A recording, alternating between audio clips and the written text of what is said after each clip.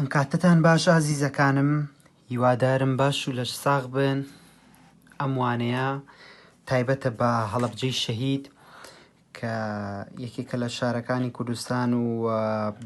ئەگەر بۆ کەمێکیش بێ بیستوتانە کە چ تاوانێکی نامرۆڤانی بەرامبەر بەم شارە کراوە. من بابەتەکە خوێنمەوە دواتر باسی یەکەم و شەرحیەکەم باشە،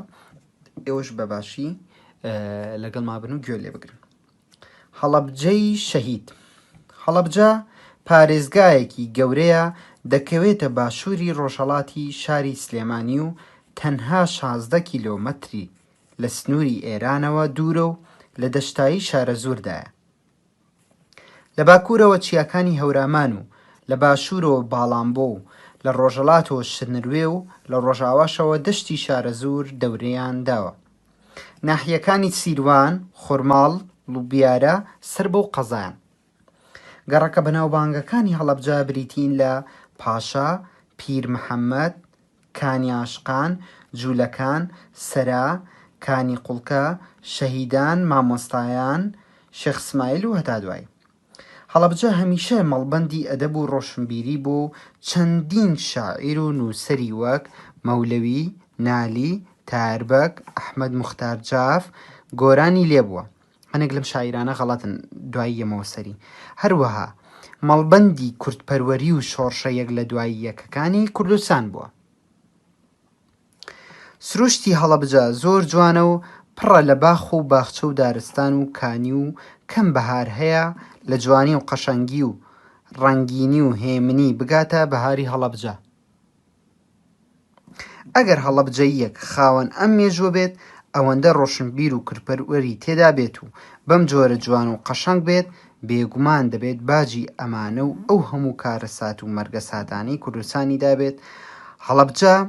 کۆمەڵێک زامی لە دڵدا هەیە و ناکرێ فەرامۆشیان بکەین. دوایین کارە ساتی شەهیدکردنی ئەو شارەیە کە لە ڕۆژی 16ی 1980 تیزداینی لە بۆردومانێکی دڕندانی کەموێنە کیمیاباران کرا و زیاتر لە 5,000 مرۆڤی بێتاوان بە منداڵ و ژن و پیر و گەنجەوە شەهید کران و زیاتر لە 10,000 بریندار و دەیان هەزاریش دەربەدەر بوون و شارەکە خاپوور کرا و ژینگەشی پیس بوو. بۆیە لەو ڕۆژەوە تاکو ئێستا ئەم شارە بە هەڵەبجەی شەهید و هێرۆشیمای کوردستان ناسراوە یان ناونراوە. هەڵەبجە شەهید بوو، بەڵام دەبێت ئەوەش بزانین کە مەرگی ئەو شارە بووە مای سەرفرازی گەلەکەمان و وەک نازنامەیەکی جیهانی کوردی بە هەموو لایەکی جیهان ناسا. باشە، سیرکە لێرەیە ئاماژە بۆیە ئەڵێ ئەم ناحیایانە سیروان و خورماڵ و بیارە سەر بەو قەزایان مەبەستی لە هەڵەبجەیە. هەڵەبجە تازە بووە بە شار، یعنی بەڕەسمی ناوی شاری لێنرابێت لەلایەن هەم حکوومەتی هەرێمی کوردستان هەم حکوومەتی عێراقی. پێشتر قەزایەک بووە، قەزایەکی بچووک بۆ بەڵام وردە وردە گەورە ئاکرێت ئەبێت بە شار. وەیتر ئەویش قەزا و ناحیەی تایبەت بەخۆیە بێ و جاران قەزایەک بوو سەر بە سلێمانی بەڵام ئیترە و شارێکی سەر بەخۆوە بێ. ئەمەش تازەیە لەو ساڵانەی دوایی بڕیاری لەسەر درا و ئیتر هێشتاش هەر هەنێک ئیشی ماوە کە بۆی بکرێت، بۆی ئیتر کێشەی نەمێنێ و ئیتر لە کتێبی پەروەردەشە ئەوانە بەسڕێتەوە. ئاماژە بە گەڕەکەکانەیەت سەیرکەن: پاشا، پیر محەممەد، کانی عاشقان، جوولەکان، سەرا. لە زۆر شوێن ناوی جوولەکان هەیە. ڕەنگە پرسیار بێ بۆتان بۆچی لە شاری هەڵەبجە گەڕەکێکی ناوی جوولەکانە. تەنانەت لە سلێمانیش گەڕەکێکەیە پێوترێ گەڕەکی جوولەکان یان جوولەکەکان. هەرچەنە ئێستا ناوەکەی گۆڕاوە ئەو ناوە بەکار نایەنن، بەڵام لە کۆنا تقریبان 100 ساڵێک پێش ئێستا جوولەکەی زۆری لێژیاوە، یان ئاینی یەهودی ئەو پەیڕۆکەرانی و ئاینە زۆریان لەوێ هەبوون کە بە جوولەکەکان ناسراون، بۆیە گەڕاکەکەشیان هەر بەناوی جوولەکەکانەوە ناسراوە. ئەو دواتر کە دەوڵەتی ئیسرائیل دروستکرا هەمویان لە جوولەکانەوە چوون بۆ ئەوێ، ئیتر لە هەموو شارەکانە، نەک لە هەڵەبجە و سلێمانیەوە بگرێت لە هەموو دنیاوە هەر جوولەکەیەک لە یان هەر پەیڕەوکەرێکی ئەو ئاینە لە هەر شوێنێکی جیهانەوە بۆ بێ کۆیان کردوونەتەوە چونەتەوە بە وڵاتەکەی خۆیان لەوێ نیشت جێکراون ئیتر بەهەرحاڵ ئەوەی کە گرنگە لێرەیە کە ئاماژە بە کۆمەڵێک نووسەرەیە مەولەوی نالی تاربەگ و ئەحمەد مختار جاف و گۆران ئەمانە ڕاستن تەنها نالی غەڵەتە خەڵکی هەڵەبجە نییە ئەو خەڵکی گوندێکە ناوی گوندی خاکوخۆڵە لە شارە زور هەرچەندە دوو خاکوخۆڵ هەیە دانەیەکیان نزیکی سلێمانیە ئەوەی تریان لە ناو شارە زورایە بەڵام خەڵکی ناو هەڵەبجەنی و شارە زوریش تا ڕادەیەک دوورە لێەوە بۆیە وا ناوی زۆرتر ڕۆشتووە ئەویان بسرنەوە بەڵام ئەوانەی تر ڕاستە مەولوی یەکێکە لە شاعرە زۆر زۆر گەورەکانی کورد تەنانەت لە ئاستی نالی و ئەوانەیە حسابی بۆ کرێ بەڵام لە بڕۆی شارەکانی باهورامی نووسیوە خەڵکی سلێمانی ئەم ناوچەیە کەمتر خوێندویانەتەوە لە بەروی بەباشیتی نەگەشتون بەڵام تاربەگی جاف ئەحمەد مختار جاف و گۆران ئەمانە شاعری زۆر گەورە بوون تەنانەت گۆران خۆتان چەندین شعریتان خوێنوتەوە و لە مەکتەبیش لە قوتابخانە چەند شعرێکی لە ناو کتێبی کوردیە هەبووە و قۆناغەکانی دوای ئەوەش هەندێک نووسەر و شاعری تایە دەرکەوتووە کە ئەمانە تقریبا نەگەڕێنەوە بۆ 100 ساڵ مەولەوی 100 ساڵ زیاتر پێش ئێستاوە تاربەگ و ئەحمەد مختار جاف و ئەوانش تقریبا هەر بۆ سەرەتای 1970 گەڕێتەوە بۆیە دوای ئەوەش هەندێک شاعر و نووسەری تری هەر تیا هەبووە و بۆیە بە مەڵبەندێکی گرنگ دانرێ و ئیشی باشیش تیا کراوە ئەوەی کە دواتریش ئاماژەی پێەیە ئەوەیە کە لە 16 سێە ئەو تاوانە گەورەی بەرامبەرەکرێت کە تاوانێکی زۆر نامرۆڤانەیە ئەوەی کە ئەبێ ئێمە شەڕی بۆ بکەین پێمان ناخۆش بێ ئەوەیە کە نابێ هەڵەبجەیەکی تر جارێکی تر دووبارە بکرێتەوە ئەگەر ئێمە بەڕاستی کیمیاباران عەزێتی یاوین ئەبێ بە هەموو دڵنیا بڵین کە ئەو ئازارە نابێ هیچ میلەتێک لە هیچ شوێنێکی تر تووشی ببێتەوە نەک تەنها بەسەر خۆمانە بگرە بۆ هیچ وڵاتێکی تر نابێ ئەو بەکاربهێنرێتەوە تەنان نابێ گازی کیمیایی هەر دروستیش بکرێ ئەگەر دروست بکرێ هەر بەکارهێنرێ بەڵامی تر یعنی چی دروست بکرێ بەڵام بەکارنێنرێ چونکە بە حساب بەکارهێنانی قەدەغەیە بەڵام ئەگەر بەکارهێنانی قەدەغا بێ ئەی بۆ دروستەکرێ بۆیە بێ هەر بە تەواوەتی قەدەغا بکرێ و چەکە چونکە بەتایبەت ئێمە ئازارێکی زۆر قوڵ و مێژوویمان پێوە چەشتووە و ئاماژە بوو برینارانە ژەیات کە ئەڵێ جگەلەوەی کە 5,000 کوژراوە هەرچەندە ئەم ڕقەمانە 100% ڕەنگە دەقیق نەبێ بەتایبەت لە ڕۆژێکی ئاوایە کۆکردنەوەیان ڕەنگە هەندێک کەس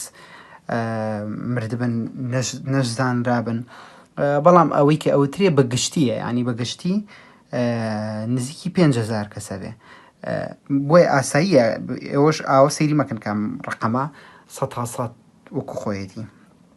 و تەنان لە ژماری برینارەکان ئەوانەشە لێرە ئاماژە بە چیە ئەڵێ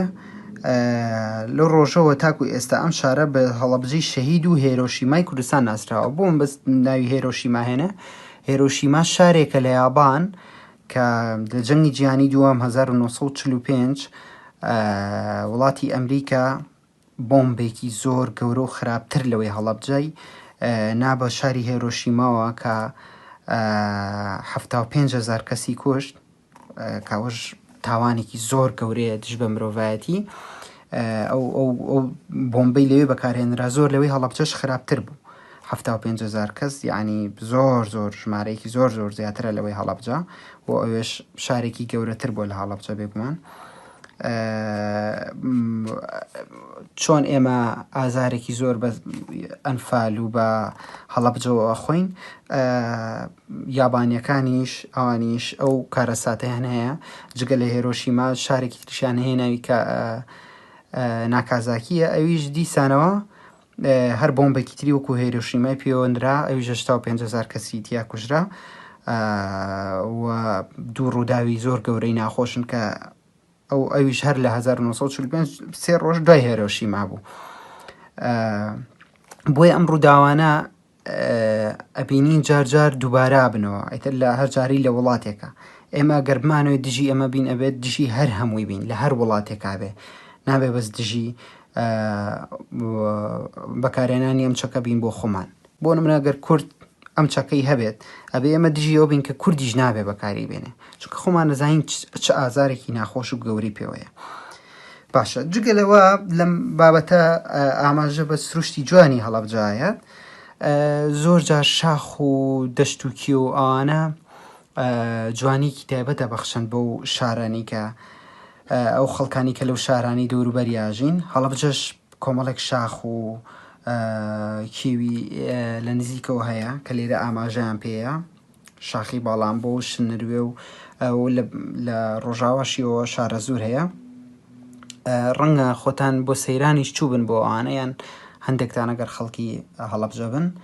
و لەولاتریشەوە هەورامان هەیە کە ئیتر هەورامان بە مەڵبەندی جوانی ناستراوە لای ئێمە و زۆر جار بۆ سەردان ڕەنگە چوو بن ئێوەش زۆر بەمان ڕەنگە بینی بێتمان بۆیە هەڵەبجە جگەلەوە سروشتێکی جوانیشی هەیە گرنگە کە ئێمە کورد خزمەتی زیاتری ئەم شارە بکەین بۆی کە ئەگەر بمانوێت تۆڵی خۆمان لەو تاوانە بکەینەوە کە بەرامبەر هەڵەبجە کراوە ئەوەی کە بنیادی بنینەوە ئاوادانی بکەینەوە ئەوی هەموو دنیا بڵین کە هەڵەبجە نەکەوت ئێوە هەڵتانە هەڵەبجە شەهید بکە لێرەیە وشەی شەهید بەکارهێنێ کە وشێکی زۆر باش نییە برینار بەکاربێنین باشترە چونکە شەهید ینی کۆتایی هاتووە بەڵام بریندار مەجای وی هەیە کە هەستێتەوە و برینەکەشی ساڕەش بکە. باشە عزیزەکانم ڕاهێنانەکان بۆ خۆتان شکار بکەن زۆریش ئاسانە